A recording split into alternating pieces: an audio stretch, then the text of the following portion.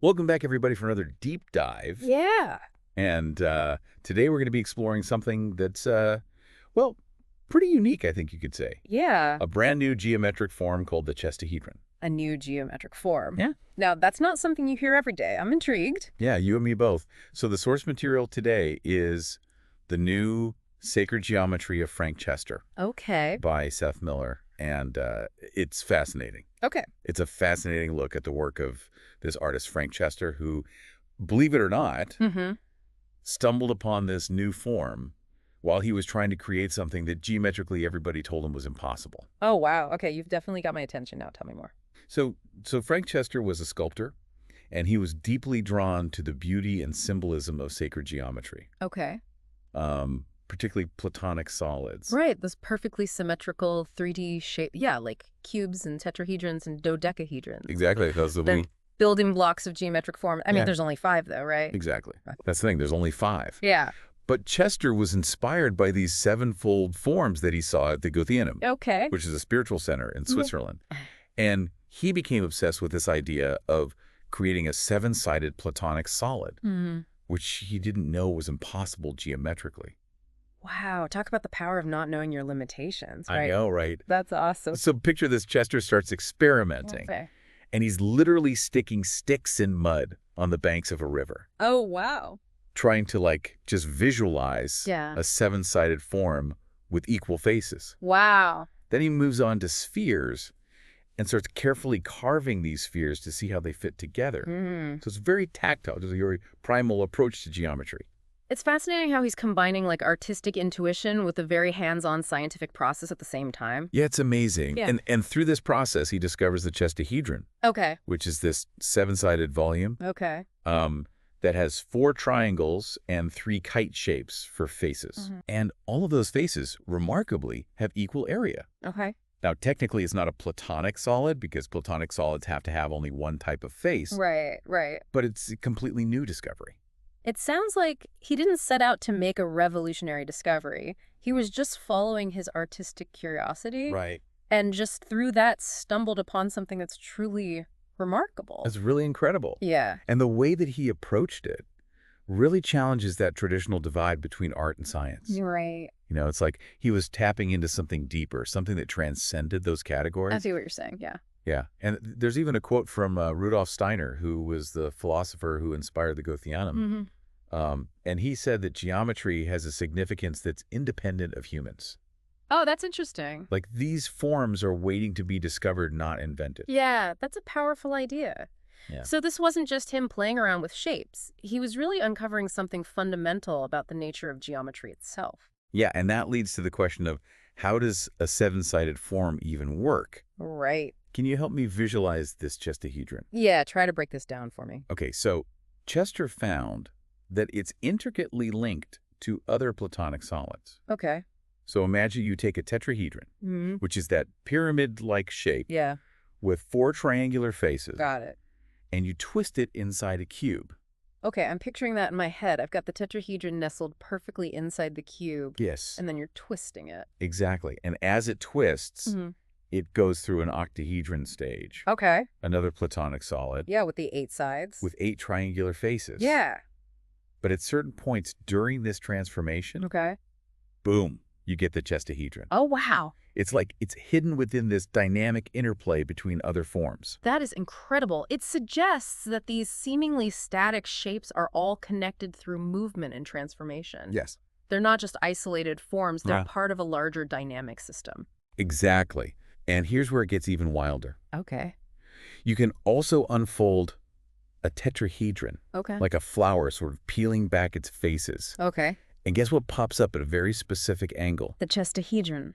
You got it. Whoa. It's as if this shape is woven into the very fabric of these other Platonic solids, Yeah. just waiting to be revealed. So the Chestahedron isn't just the standalone form. It's actually like revealing this hidden relationship between these seemingly simple geometric shapes that we thought we understood. That's what's so mind-blowing about this whole thing, and this is just the beginning. Oh, there's more. There's so many more connections and surprises to uncover. I can't wait. But let's take a pause here, Okay. and we'll pick up the rest of this incredible story. All right. The next part of our deep dive. I'm ready. All right, so where do we go from here? You mentioned there's even more connections to uncover. Okay, well, you're not going to believe this, that the Chestahedron also has a surprising link to something you see every day, the five-pointed star. Hold on, really?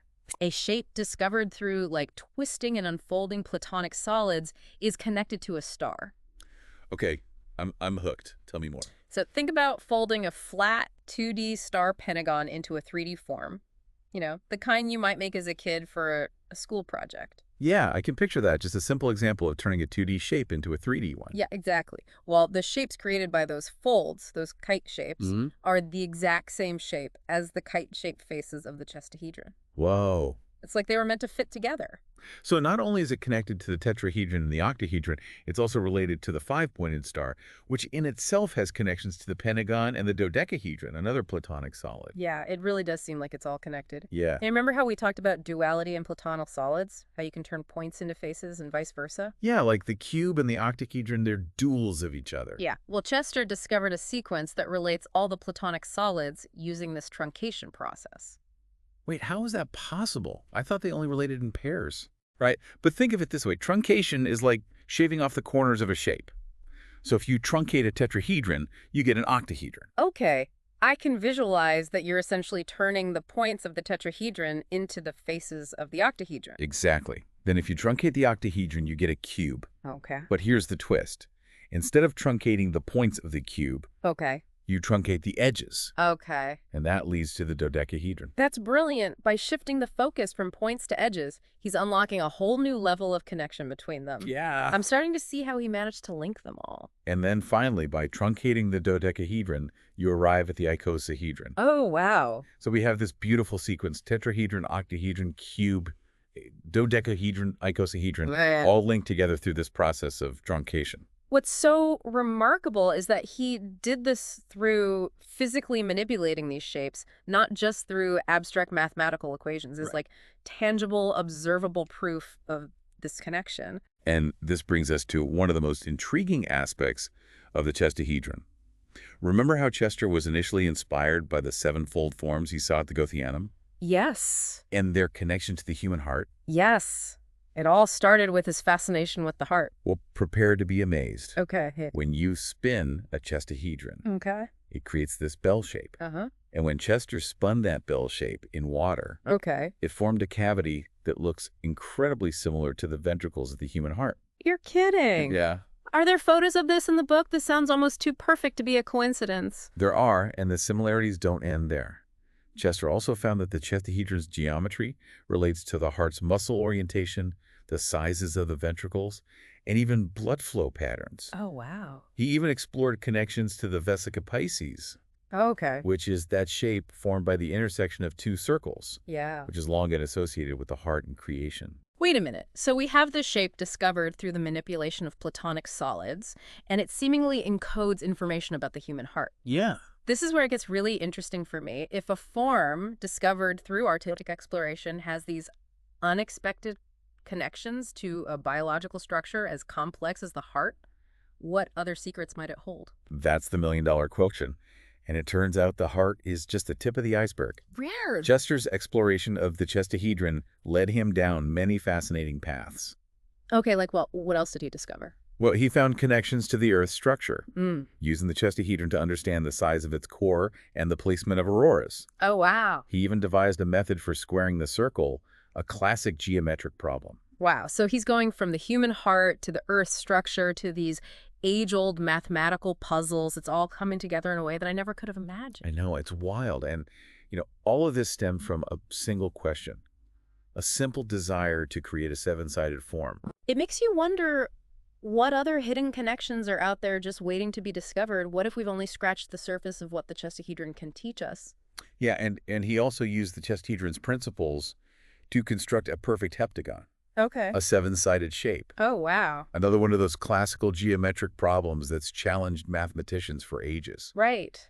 And he also designed something called the Chesta Vortex Organizer, or CDO, Okay. which is a device for mixing fluids that's based on the Chestahedron's geometry. Wait, so this shape isn't just a theoretical curiosity. It actually has, like, real-world application. Exactly. And the CVO is actually being used to revitalize water and create biodynamic compost, and Interesting. even enhance the fermentation process for wine and beer. Oh, wow. So it's a testament to the potential of Chester's discovery to impact our lives in very tangible ways. This is what makes this whole story so compelling, you know?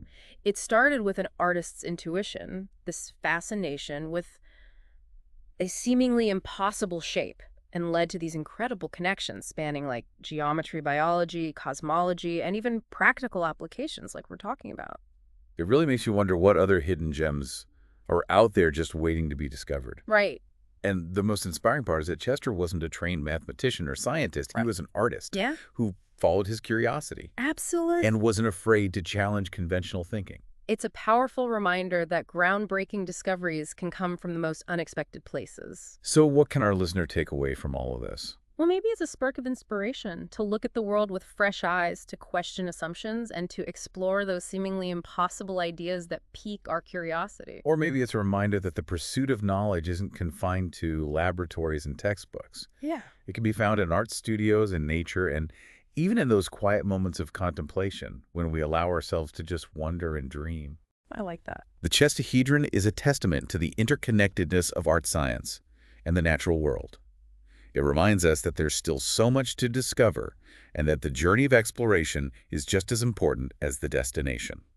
And if you're intrigued by this story, I highly recommend visiting Frank Chester's website. You can find more information about his work, see images of the Chestahedron and its various forms, and even watch videos of the CVO in action. And of course, check out Seth Miller's book, A New Sacred Geometry, The Art and Science of Frank Chester, for a deeper dive into this fascinating world. Definitely. So until next time, keep exploring, keep questioning, and keep that sense of wonder alive. You never know what incredible discoveries might be waiting just around the corner. Happy discovering.